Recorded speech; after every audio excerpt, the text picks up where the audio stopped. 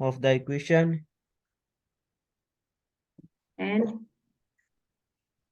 and liabilities on the right side.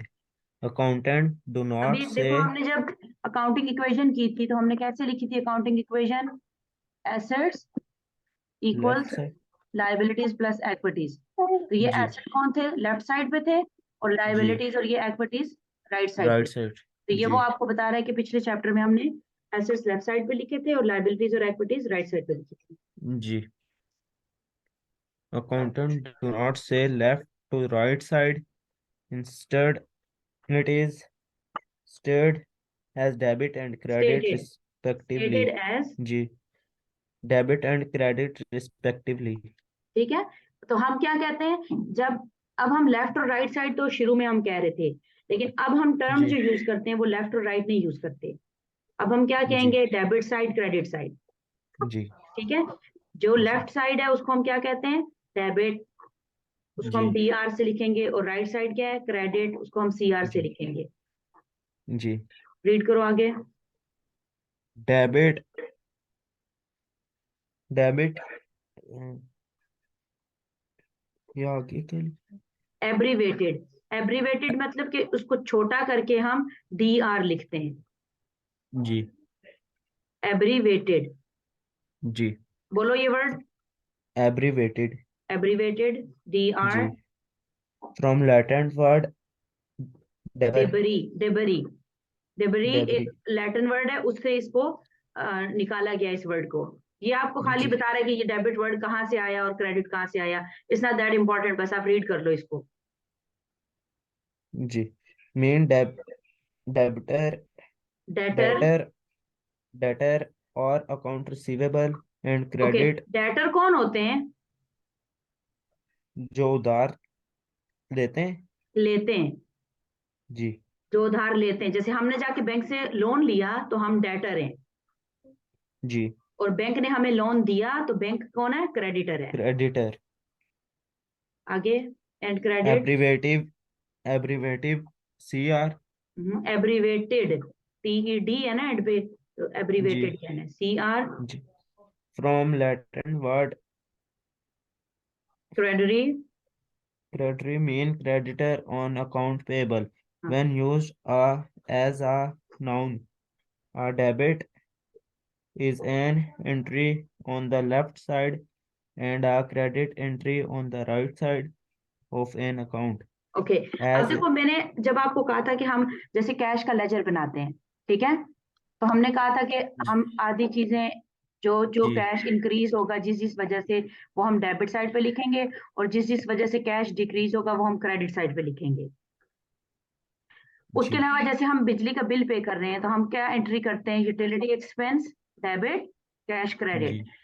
जी ठीक है, तो जी हर एंट्री जो है उसकी एक लेफ्ट साइड होगी और एक राइट साइड होगी, एक डेबिट साइड होगी और एक क्रेडिट साइड होगी। जी ठीक है, जी। आगे।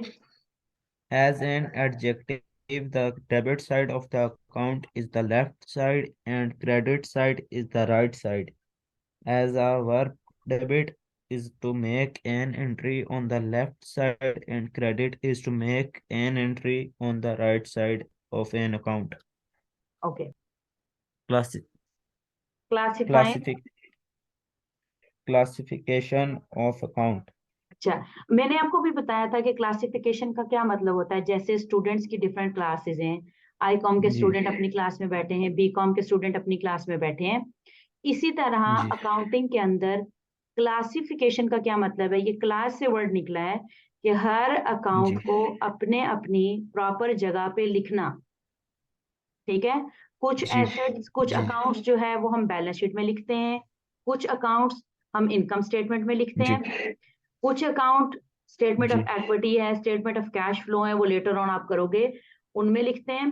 तो डिफरेंट अकाउंट डिफरेंट जगह पे जो लिखते हैं उनको हम क्या कहते हैं? Classification of accounts.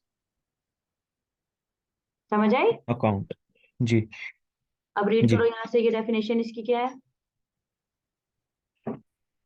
A transaction is an exchange of value. It is composed of the last two value नहीं, or no, account, it is composed both of of at which least. must be recorded in order to make a complete financial. अच्छा देखो, जी transaction क्या होती है? Transaction is an exchange of value. आप जो भी business की ट्रांजैक्शन कर रहे हो, इसका मतलब है कि आप कोई वैल्यू एक्सचेंज कर रहे हो। वैल्यू कहते हैं कीमत को, कोई ना कोई कीमत है उसकी। देखो, आप जाके राजा बाजार जाते हो, आप वहां से कपड़ा खरीदते हो, ठीक है? चाहे आपने कैश पे खरीदा, चाहे आपने उधार पे खरीदा, कुछ जी आपने दिया और कुछ आपने लिया, ठीक है? जी कपड़ा आपने लिया, कैश आपने दिया, जी राइट? आप ये जी शर्टें, कपड़ा लेके शर्टें तैयार करते हो, जी आप अपने ग्राहक को ये शर्ट बेचोगे। अब आपने शर्ट बेची, कोई चीज दी और उसके बदले में कैश ले लिया, राइट? हेलो आवाज आ रही है? जी आवाज कट रही है, आवाज कट रही है बार बार। सर इंटरनेट का शायद कोई। अच्छा, मैं आपको ये बता रही थी कि ट्रांजैक्शन में हमेशा क्या होता है? ट्रांजैक्शन में हमेशा कोई कीमत की चीज, कोई वैल्यू एक्सचेंज हो रही होती है। इसके हमेशा दो जी एलिमेंट्स होते हैं, कोई भी जो ट्रांजैक्शन है उसके दो एलिमेंट्स हैं, ठीक है? जी दो एलिमेंट का क्या मतलब? जो डबल एंट्री सिस्टम हमने पहले लर्न जी किया था कि हर ट्रांजैक्शन को हम दो जी जगह पे रिकॉर्ड करेंगे, दो प्लेसेस पे, राइट? तो दो एलिमेंट्स हैं, दो एलिमेंट का मतलब कि दो जगह पे हम उसको रिकॉर्ड करेंगे। जैसे हमने किया था कि हमने एसेट खरीदा, कैश पे खरीदा, तो हम एसेट को इंक्रीज करेंगे। जो भी हमने, जैसे मिसाल के तौर पे हमने बिल्डिंग खरीदी 50,000 जी की, तो बिल्डिंग का एसेट अकाउंट इंक्रीज हो गया, और कैश से हमने ने खरीदी तो कैश हमारा डिक्रीज हो गया, जी right?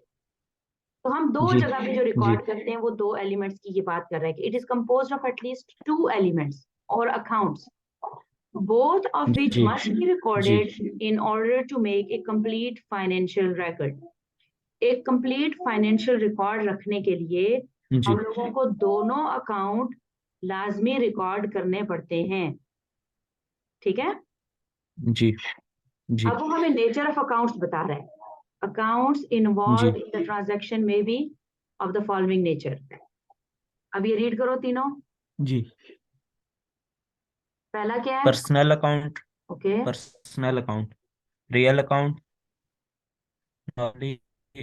Normal account, nominal accounts. क्या है? Nominal nominal. अकाउंट। जब भी रियल अकाउंट का आपके माइंड में आए ना, तो आपने याद रखना है कि ये बैलेंस शीट के आइटम्स हैं। जब भी नॉमिनल आए तो आपके माइंड में आए कि ठीक इनकम स्टेटमेंट के अकाउंट हैं। और जब भी पर्सनल का आपके माइंड में आए तो जी आपने माइंड में रखना है उधार, उधार के अकाउंट, जी ठीक है? अब मिसाल के तौर पे आपने जाके जी आपने राजा बाजार से कपड़ा उठाया, सलीम नाम के बंदे से, ठीक है? जी एक आपने जी जाके नलकियों के 10 डब्बे उठाए अली नाम के बंदे से, ठीक है? जी सलीम से जी आपने क्या लिया? फैब्रिक लिया, क्लोथ लिया। अली से आपने क्या लिया? थ्रेड लिया जी जाके, ठीक है? तो जी ये दो बंदे हो गए, ठीक है? जब आप अकाउंट पेएबल जी लिखते हो, मिसाल के तौर पे सलीम का जी आपने देना है 10,000 रुपया और अली का आपने देना है 2,000 रुपया। अब सिर्फ जी आप अगर अकाउंट पेएबल 12,000 से अपनी बैलेंस जी शीट में लिखोगे, तो आपको ये नहीं पता चलेगा कि आपने कितने पैसे किसके देने हैं, जी राइट? तो हम जी अपनी बुक्स ऑफ अकाउंट्स में जब हम अकाउंट्स पेएबल लिखेंगे, तो हम लिखेंगे सलीम अकाउंट और हम आगे लिखेंगे 10,000 रुपया। जी इसी तरह हम लिखेंगे अली अकाउंट ठीक 2,000 रुपया। तो जब हम उन जी अकाउंट्स को देखेंगे बैलेंस शीट में क्रेडिट साइड पे लिखा हुआ, इंस्टेड ऑफ हर जगह पे सिर्फ और सिर्फ यहाँ पे जब हम बैलेंस शीट बनाएंगे तो यहाँ हम लिखेंगे सलीम अकाउंट। चूंकि ये क्रेडिट साइड पे लिखा हुआ है तो ऑटोमेटिकली हमें पता है कि ये हमें पे करना है। यही सलीम जी अकाउंट अगर हम डेबिट साइड पे लिखा हुआ होगा, तो इसको देख के हमें पता चलेगा कि इस बंदे से हमने 10,000 रुपया वसूल करना है, जी ठीक है?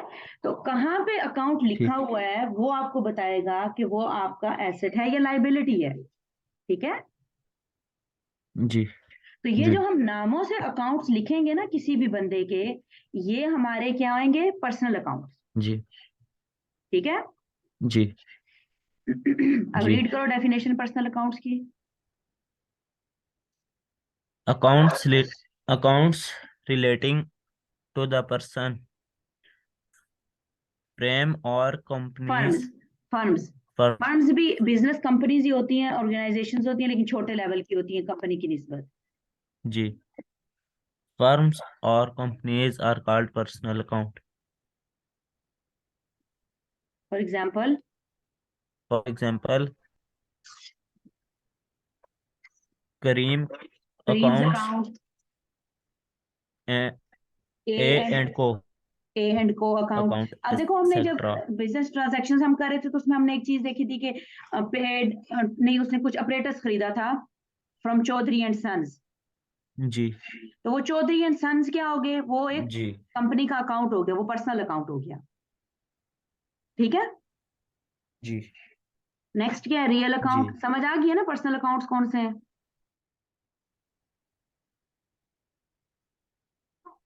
समझ आइए पर्सनल अकाउंट्स की। जी जी। अच्छा, अब रियल अकाउंट्स क्या है। रियल अकाउंट्स हमने बहुत दफा डिस्कस भी किए। Hello. Accounts of assets, liabilities जी and owner equity are called real account.